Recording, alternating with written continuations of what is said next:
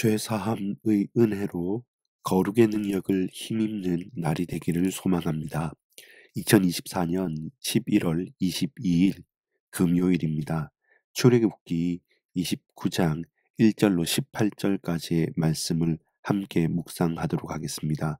오늘의 제목은 제사장의 위임식과 거룩하게 함이라는 제목으로 함께 말씀을 1절부터 18절까지 나누도록 하겠습니다. 네가 그들에게 나를 섬길 제사장 직분을 위임하여 그들을 거룩하게 할 일은 이러하니 곧 어린 수소 하나와 흠 없는 수양 둘을 택하라. 택하고 무교병과 기름 섞인 무교 과자와 기름 바른 무교 전병을 모두 고운 밀가루로 만들고 그것들을 한 광주리에 담고 그것을 광주리에 담은 채 그 송아지와 두 양과 함께 가져오라. 너는 아론과 그의 아들들을 회막 문으로 데려다가 물로 씻기고 의복을 가져다가 아론에게 속옷과 에봇 받침 겉옷과 에봇을 입히고 흉패를 달고 에봇에 정교하게 짠 띠를 띠게 하고 그의 머리에 관을 씌우고 그 위에 거룩한 패를 더하고 관유를 가져다가 그의 머리에 부어 바르고 그의 아들들을 데려다가 그들에게 속옷을 입히고 아론과 그의 아들들에게 띠를 띄우며 관을 씌워 그들에게 제사장의 직분을 맡겨 영원한 규례가 되게 하라. 너는 이같이 아론과 그의 아들들에게 위임하여 거룩하게 할지니라. 그 전에 제사장의 옷을 정교하게 수놓아서 만들었던 이유가 바로 이 위임식을 위해서 또 이 위임식의 과정을 거치면서 하나님 앞에 거룩하게 나아가기 위한 준비 과정이었던 것입니다. 10절부터 18절까지 보겠습니다. 너는 수송아지를 회막 앞으로 끌어오고 아론과 그의 아들들은 그 송아지 머리에 안수할지며 너는 회막문 여호와 앞에서 그 송아지를 잡고 그 피를 네 손가락으로 제단 뿔들에 바르고 그 피 전부를 제단 밑에 쏟을지며 내장에 덮인 모든 기름과 간 위에 있는 꺼풀과 두 콩팥과 그 위에 기름을 가져다가 제단 위에 불사르고 그 수소에 고기와 가죽과 똥을 진 밖에서 불사르라. 이는 속죄의 제니라. 너는 또 수량 한 마리를 끌어오고 아론과 그의 아들들은 그 수양의 머리 위에 안수할지며 너는 그 수양을 잡고 그 피를 가져다가 제단 위에 주위에 뿌리고 그 수양의 각을 뜨고 그 장부와 다리는 씻어 각을 뜬 고기와 그 머리와 함께 두고 그 수양 전부를 제단 위에 불사르라. 이는 여호와께 드리는 번제요 이는 향기로운 냄새니 여호와께 드리는 화제니라. 아멘. 오늘 본문 출애굽기 29장 1절에서 18절까지의 말씀을 중심으로 제사장의 위임식과 거룩하게 함이라는 제목으로 우리 함께 말씀을 묵상해 보도록 하겠습니다. 큰 틀에서 결론적으로 죄사함의 은혜로 거룩한 능력을 힘입어 살자라는 큰 중심으로 말씀을 볼 수 있습니다.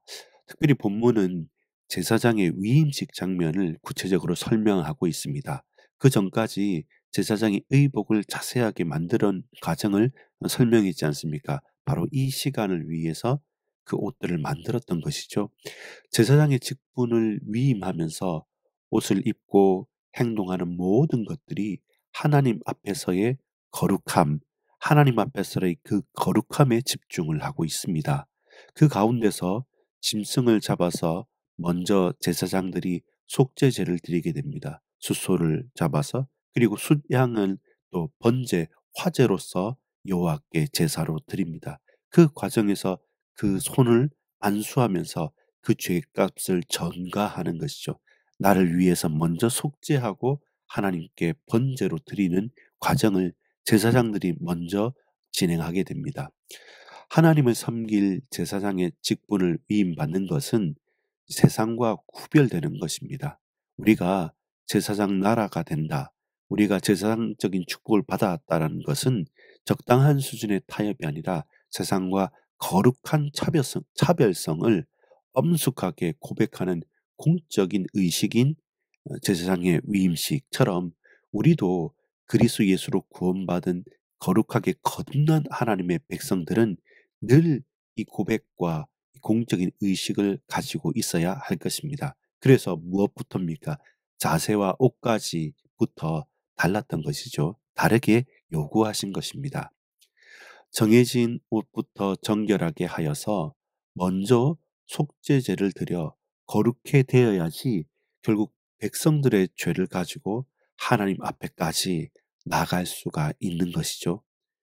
자칫하면 지나친 허례 의식에 빠져서 본질을 놓칠 때가 많습니다. 그러나 반대로 중심으로 한다고 마음으로 한다고 말은 하지만 하나라도 제대로 담을 그릇이 없으면 과하거나 혹은 부족하거나 어느 편에도 쓸모없는 그렇게 가치 없는 것으로 나아갈 수밖에 없는 것입니다. 그래서 우리는 하나님의 은혜를 먼저 받는 것이죠. 그리고 그 하나님의 은혜를 받았기 때문에 그 크신 사랑을 흘려 보낼 수 있는 거룩하면서도 그리고 주께서 쓰시기 편한 그런 그릇이 되어야 합니다. 그런 그릇이 되기를 소망합니다. 그래서 여호와 하나님 앞에 거룩하게 가는 것입니다. 이 십자가를 붙들고 담대히 그 은혜의 보좌 앞으로 나아가는 것입니다. 오늘 본문 크게 두 부분으로 나누어 보겠습니다. 먼저 1절부터 9절까지 그리고 10절부터 18절까지의 말씀으로 나눠 보겠습니다. 첫째입니다. 제사장의 위임식에 거룩한 옷을 입고 정결케 하라.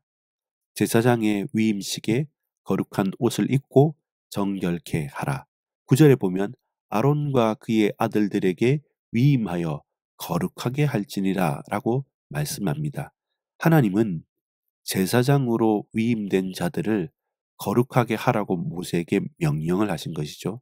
또한 세상과 구별되어서 그들은 스스로를 겸비하게 거룩하게 준비해야 합니다. 그래서 먼저 그들은 속죄제를 지내게 되는 것이죠. 입는 옷이나 회막으로 나아가는 그 과정 하나하나와 세밀한 행동까지 하나하나까지 삼가야 합니다. 어, 나는 잘할 수 있다. 걱정 마라. 라는 게 아니라 세밀하게 삼가야 합니다.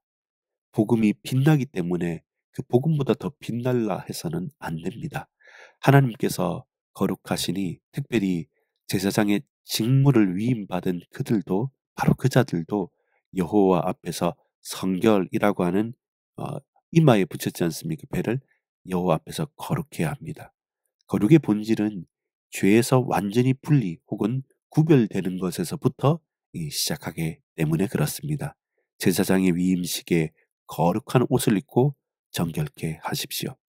두 번째입니다. 29장 10절로 18절까지의 말씀 가운데 18절을 요절로 여호와께 드리는 번제요 이는 향기로운 냄새니 여호와께 드리는 화제, 번제와 화제죠. 제사장의 위임식에서 스스로 먼저 속죄제를 드리라. 먼저 속죄제를 드리라라는 두 번째 단락입니다. 위임식의 과정에서 첫 제사는 제사장 자신들을 위한 속죄죄였습니다. 수송아지에 안수하고 피를 흘려 죽이고 제단에서 불사르며 진 밖에서 나머지를 불사릅니다. 수양도 안수하여서 제단 위에 피를 뿌리고 전부를 불살라 번제 곧 화제로 여호와께 드렸습니다. 숫 양도 숫송아지도 모두 다 전체를 하나님께 드리겠다는 중심입니다. 그렇게 정결케 되어야지만 그 어리석고 그 오만방자한 그 연약한 인생들 백성들을 위해 하나님 앞에 나아갈 수 있는 것이죠. 조건이 아니라 우리가 살려면 또 우리에게 주어진 역할과 부어진 은혜가 그러한 것입니다. 그렇기 때문에 그 제사장들도 한계를 가질 수밖에 없는데 우리가 오늘 그 완성이신 예수 그리스도께서 대대대제사장으로 오셔서 십자가에 피 흘리 죽으시고 그리고 다시 부활하셔서 온전한 대속과 참된 소망을 말씀을 언약을 이루셨음을 믿고 우리는 그 이름 예수 이름을 붙들고 담대히 은혜의 보좌 앞으로 나아가는 것입니다. 그래서 먼저 자신을 위해 예수 이름으로 속죄제, 예수 이름으로 먼저 우리가 하나님의 자녀임을 고백하고 돌이키고 회개하고 믿음으로 나아가는 것입니다. 기도하겠습니다. 제사장을 세우셔서 거룩하게 하신 하나님, 하나님의 넘치는 은혜와 크고 놀라운 사랑으로 매 순간마다 주님을 사모하며 살게 하옵소서. 죄를 미워하고 돌이켜 회개하며 오직 예수만 바라고 살게 하옵소서. 예수 그리스도 이름으로 간절히 기도합니다. 아멘.